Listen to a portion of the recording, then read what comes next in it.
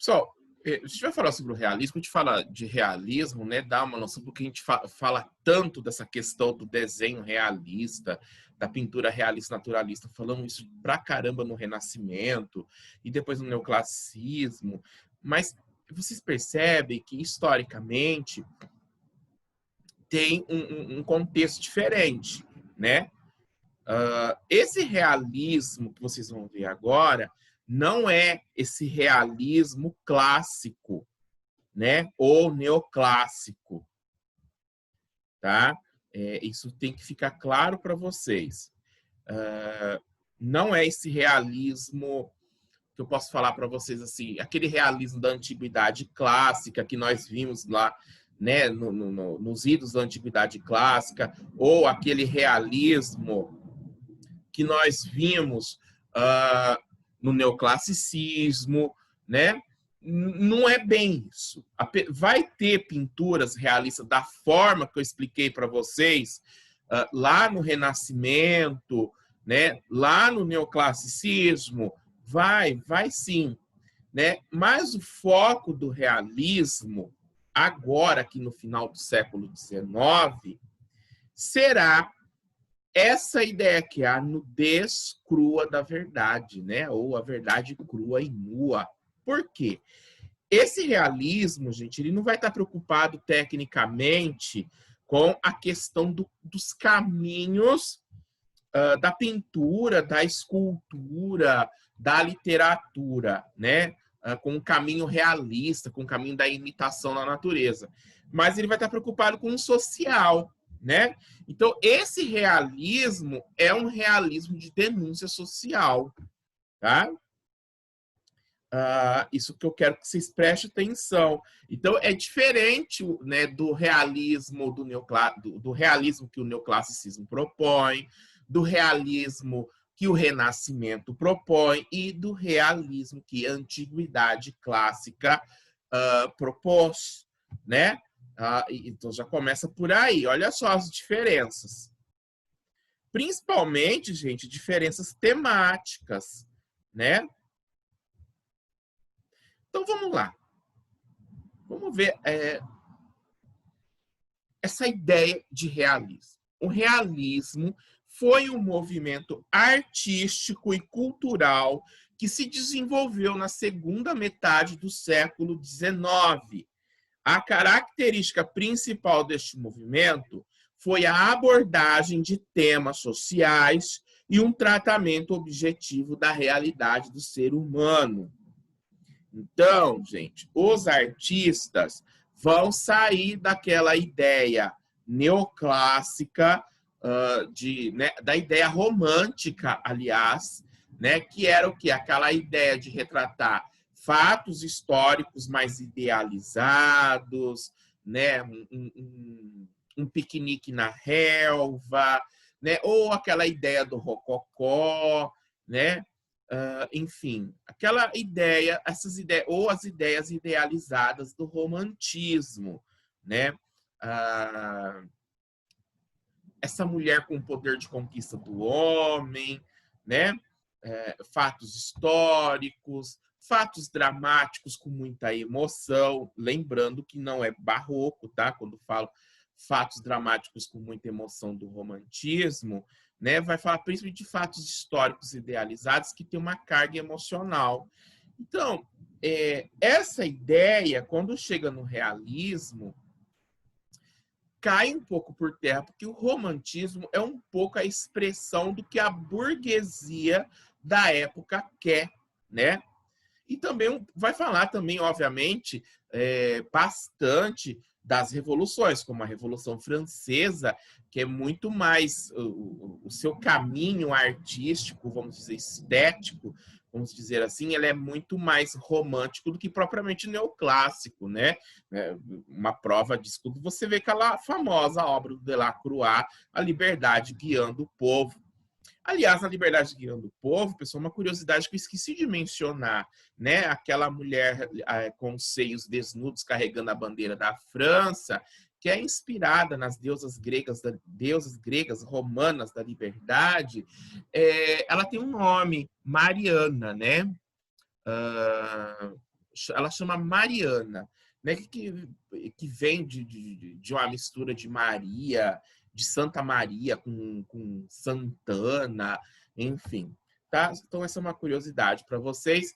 E aquela pintura do Delacroix, né? Você vê que é uma pintura com várias diagonais, né? Com vários pontos, mas com uma centralização. Às vezes, você faz até uma certa confusão, né? Como posso falar para vocês? Com barroco, né?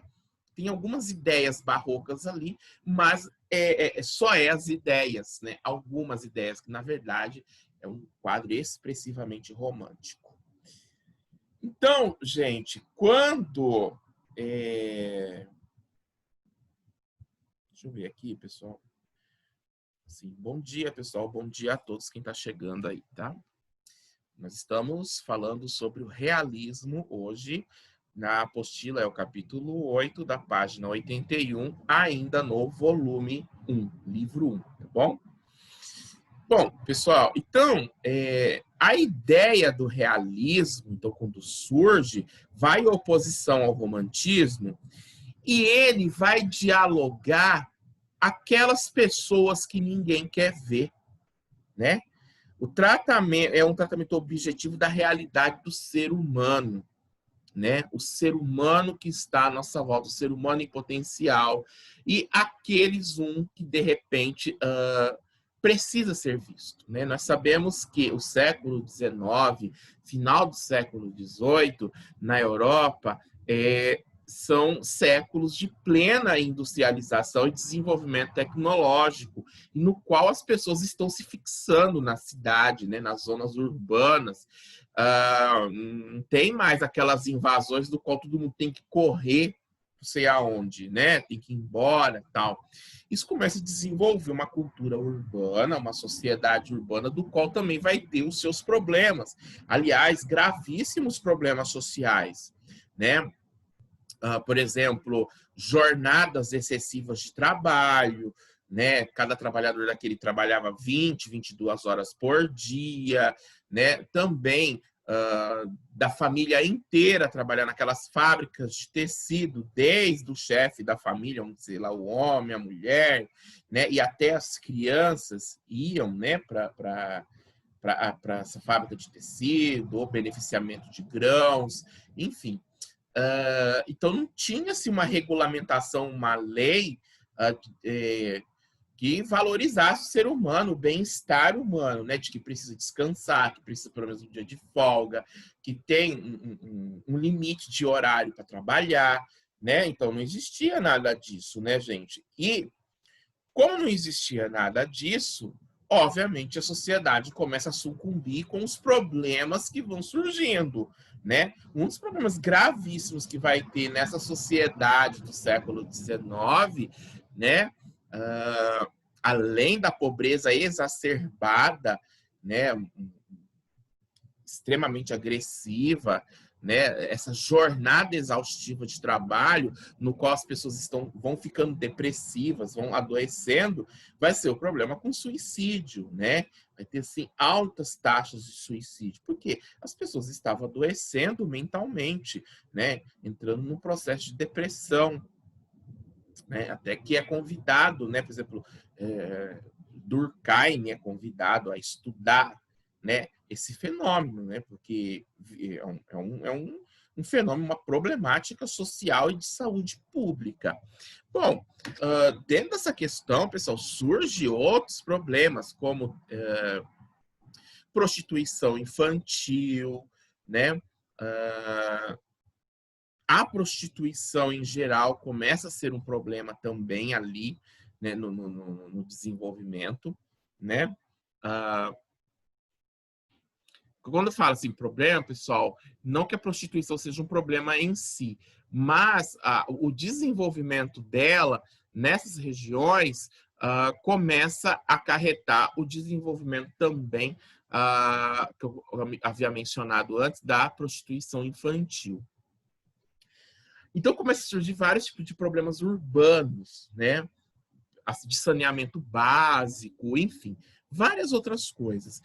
E aí, gente, é preciso chamar atenção para isso. Isso vai ser chamado atenção no âmbito filosófico, no âmbito sociológico, cultural, né? E, óbvio, no âmbito artístico, né? Então, quer dizer, o artista não quer mais mostrar lá o almoço, o piquenique na relva, né? Ou a menina balançando, a mocinha balançando no balanço, que nem o balanço de, né, o balanço, né, do arte do Fargonner, né, o Fargonner que é do Rococó, né? Então, assim, o artista não vai querer mostrar isso no realismo. Ele vai querer mostrar essas pessoas que estão invisibilizadas. Deixa eu passar o slide aqui, pessoal, senão me empolgo. Vai querer mostrar essas pessoas, pessoal, que estão invisibilizadas. Tá? É óbvio. Né? Então vai querer mostrar o trabalhador que quebra a pedra, a trabalhadora que faz, que beneficia semente, que trabalha numa indústria têxtil, né? Vai querer mostrar a pobreza, a miséria das crianças, os prostíbulos, as tavernas, os nus, extremamente realista, naturalista. Né? O Courbet vai fazer isso muito bem, né? O Courbet vai pintar uma vagina, né, que é extremamente realista, que até hoje causa furor, né? É uma vagina extremamente anatômica, vamos dizer assim, com uma anatomia extremamente desenvolvida, né? Extremamente realista, que parece uma fotografia. Por que ele faz isso, né? Ele dá o nome do quadro de A Origem do Mundo, né? A origem do mundo enquanto pessoa, porque todos nós nascemos, né, de uma mulher, né? E de alguma forma passamos por lá, né? Pela vagina, né? E também a concepção por lá. Bom, então ele mostra essa realidade do qual as pessoas fogem, né?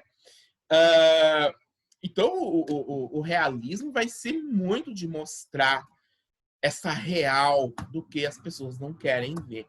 Né? Não querem ver o pobre quebrando pedra, não querem ver o pobre beneficiando sementes, enfim, grãos, né? Não querem ver prostíbulos, tavernas, mulheres que fazem prostituição, né? E isso, de alguma forma, nós vivemos, né, essa sociedade do invisível até hoje, né?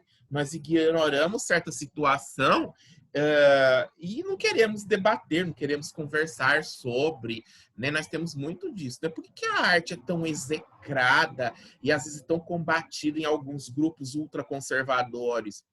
Porque justamente ela fala de uma realidade que precisa ser debatida, né? Que precisa ser discutida entre a sociedade, e as pessoas não querem, por várias visões, uma visão superficial, uma formação conservadora e preconceituosa, né?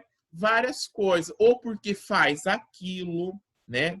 Porque promove aquilo, apoia aquilo, que de repente é um problema e a arte quer debater, o realismo quer debater, né? Então não quer ver. Então, gente, há várias situações assim. Vamos continuar aqui um pouco do texto. Possui um forte caráter ideológico, né?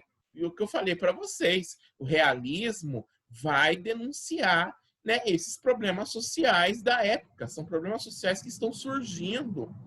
Já existiam, mas estão surgindo de forma muito mais agressiva, muito mais exacerbada, né? Marcado por uma linguagem política e de denúncia dos problemas sociais, como, por exemplo, miséria, pobreza, exploração, corrupção, entre outros. Com uma linguagem clara, os artistas e escritores realistas iam diretamente ao foco da questão, reagindo dessa forma ao subjetivismo do romantismo, né? Então, o romantismo é algo subjetivo, né? Algo envolvido com o sentimento do artista. Agora, o artista realista, não, ele já ia no foco da questão do problema, né? Uma das correntes do realismo, né, gente, foi o naturalismo, onde a objetividade está presente, porém sem o conteúdo ideológico. É diferente do romantismo, que tinha muito conteúdo ideológico, né, no romantismo, né? Só de você ver lá aquele quadro do Pedro Américo lá né, o Grito do Ipiranga pintado, né? Um quadro extraordinário, assim, desse equilíbrio entre neoclássico e romantismo, mas vocês percebem ali que é um quadro altamente ideológico, jogando, né, a ideia de Dom Pedro como um herói, né? Um herói de uma revolução que aconteceu ali e que o Brasil conseguiu sua liberdade, não é mais colônia, virou um império, né? Mas a gente sabe que não foi bem assim, né? Enfim, né? A gente sabe que tem outros caminhos para o Brasil se tornar independente. O realismo não usa dessa linguagem, gente. O realismo é aquilo e aquilo lá, independente de ideologias.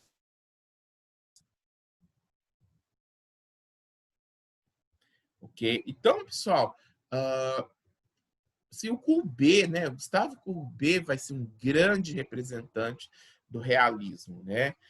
Assim como Rodin, ou Camille, Claudel, cada um vai caminhar com o seu realismo, né? Esse naturalismo, né, pessoal, ele vai para dois lados. Naturalismo, ele vai mergulhar de fato na denúncia social, né? Vai jogar para cima aquelas personagens do qual né, a sociedade costuma deixar invisível, né? Então, eles vão trazer isso mesmo. E também, às vezes, né, conforme ele vai se desenvolvendo dentro do realismo, ele se torna uma pintura muito fotográfica, né?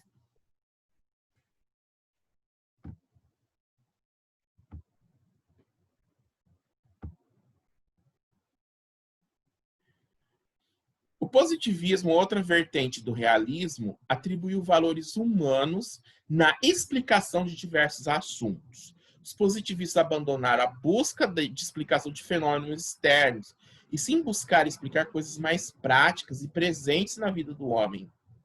No Brasil, o símbolo máximo do positivismo foi a Lei Ordem e Progresso na bandeira brasileira, né? A ideia positivista é a ideia objetiva das coisas, né?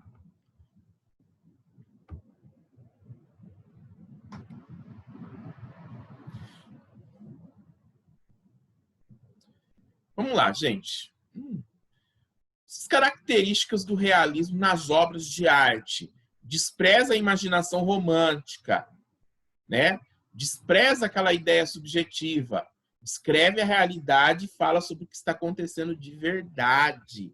Mostra o caráter, os aspectos negativos da natureza humana. Mostra a crueldade humana com o outro, né? Mostra a crueldade humana com aquele que, de repente, é mais fraco, é mais... ou está numa situação de fragilidade. Isso nós temos até hoje. A mulher, gente, é objeto de prazer. A mulher sai daquele caráter de conquistadora do homem, dominante do lar, do romantismo, e ela é focada como objeto de prazer aqui, né? Então, para a mulher aqui, o erotismo, né? A sexualidade vai estar muito em alta aqui, né? Para o homem, a mulher objeto de prazer, sexualidade, erotismo para atender o homem. Não esqueçam disso, viu, gente? Não é o empoderamento feminino, né? Não é a ideia da mulher buscar o prazer, da mulher desenvolver sua sexualidade em igualdade o homem, na questão pessoal de si, que hoje é muito discutido isso, né? A questão do empoderamento feminino, a questão da sexualidade feminina, do erotismo feminino como ponto de autonomia própria, não em regime de servidão ao homem, né? Isso não existia ainda, tá, gente? Então, quando fala mulher objeto de prazer, né, o próprio nome, o objeto, servir prazer ao homem, tá?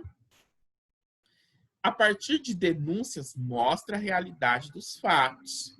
Linguagem simples, natural, clara e equilibrada. Sempre, tá, pessoal? Vai ser muito objetivo, vai ser aquela expressão pabuf, tá bom? Por isso que é muito forte, muito agressivo o realismo. O realista procurava uma explicação lógica para as atitudes das personagens, considerando a soma dos fatores que justificavam suas ações. Isso na literatura, tá, pessoal? Na literatura naturalista, dava-se ênfase ao instinto, ao meio ambiente e à hereditariedade como forças determinantes do comportamento dos indivíduos. Valoriza o que se é e não o que se sente. Pessoal, no realismo, eu não sei se já estão estudando em literatura, mas se vocês não estão estudando, vão estudar. Né? Tem uma obra realista, não sei se é uma obra realista, tem o Cortiço, que é interessantíssimo, porque o Cortiço vai falar, né, como o próprio nome diz, de uma região de cortiço no centro do Rio de Janeiro, né? O centro do Rio de Janeiro era ocupado por cortiços até que o prefeito Pereira Passos resolveu derrubar todos os cortiços e transformar o centro velho do Rio de Janeiro em numa ideia parisiense, né? Um ar nouveau parisiense, e mandou as pessoas subir para o morro, né? Simples assim, né? Bem simplista mesmo, né? Que bom que hoje não é desse jeito as coisas. Pelo menos a gente acredita que não. Mas foi isso que aconteceu, né? Então, gente, lá no Cortiço, vai falar sobre essa ideia realista das relações das pessoas, que é muito realista e que aborda temas muito pertinentes, né? Hoje, né? E que na época... E hoje, que é um tabu, você imagina na época, né? Porque eles vão falar, né? Vão falar de pobreza, vão falar de miséria, vão falar de doenças, vão falar de homossexualidade, né? Isso a obra O Cortiço, né? Porque vai falar do realismo nu e cru, exacerbado das relações humanas, tá?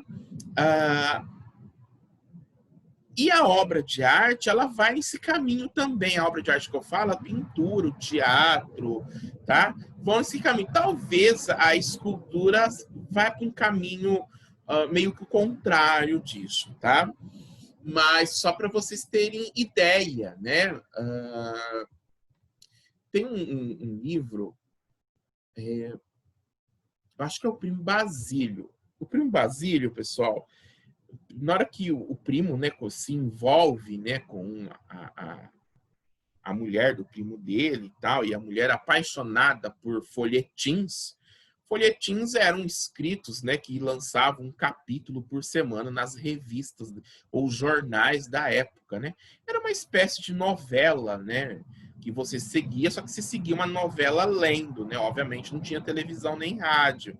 Então era uma espécie de novela, né? E a mulher via aquelas obras apaixonadas, né? Que acabava naquele amor, num ambiente lindo, maravilhoso, num campo florido, né? E ela começa a se envolver, então, com esse homem. E aí eles marcam um dia para se encontrar, né? E se relacionar. E ela vai toda esperançosa de que o lugar vai ser maravilhoso e que vai ser como nos folhetins que ela lia, né?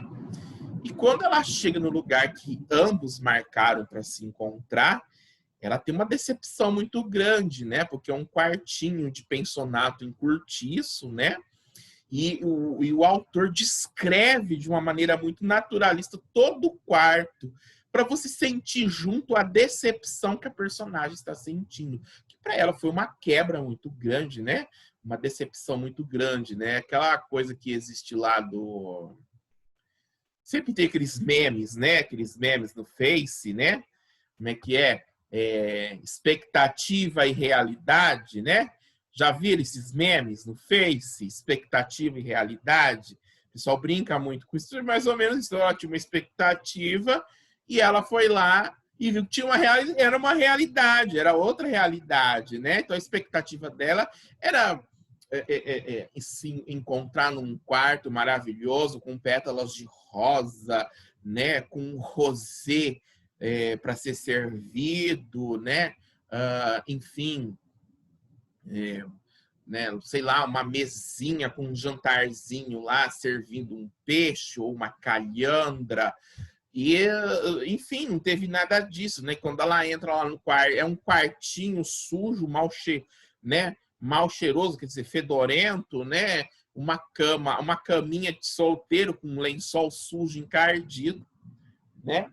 E, e o cara lá querendo somente realizar os desejos sexuais dele e mais nada. Né? Então, isso é uma decepção para a personagem. Então, isso, gente, é um realismo, né? É o realismo.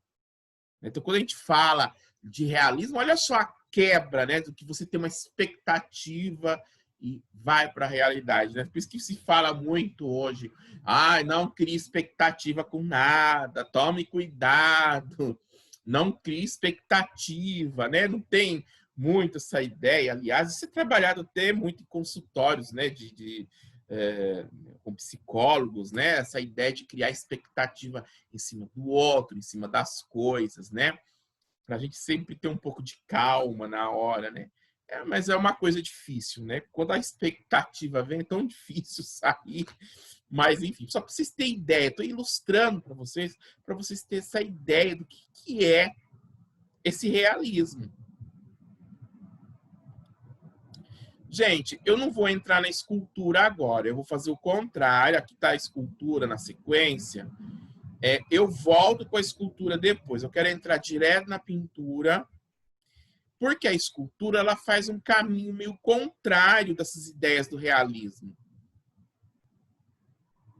Mas a gente vai falar sobre ela, tá? Vamos lá.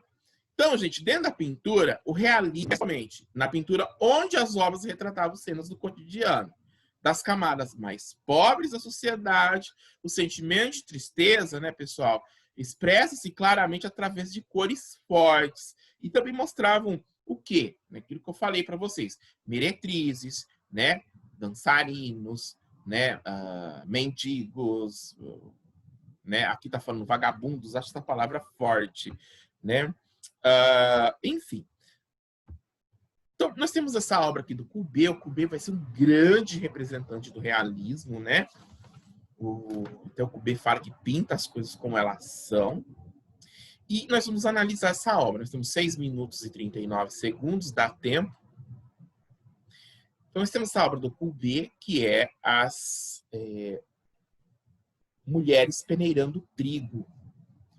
Preste bem atenção nessa obra antes de analisar. Eu quero que vocês prestem atenção no corpo da mulher,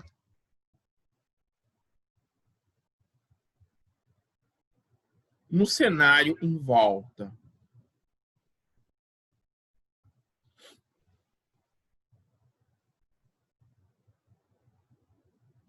Ok, pessoal? Espero que vocês tenham prestado atenção. Vamos analisar algumas obras, alguma parte que deixa isso dentro do campo do realismo. Primeiramente, gente, tudo é a temática, né? Mulheres peneirando trigo. Ninguém queria ver no romantismo uma mulher peneirando trigo, trabalhando né, peneirando trigo, né? Até porque aqui, gente, é a classe mais pobre, né? A classe operária que está trabalhando, tá? Aqui beneficiando um alimento que vai servir a todos depois, né? E aí eu quero que vocês prestem atenção do quanto que esse serviço, que esse trabalho que essa mulher desenvolve dentro desse grupo de coisas é cansativo, né? Para começar, gente, nós olhamos lá no fundo, olha o tanto de trabalho que essas mulheres têm para fazer, né? Então elas têm que o quê? Peneirar todo esse trigo que está aqui, né?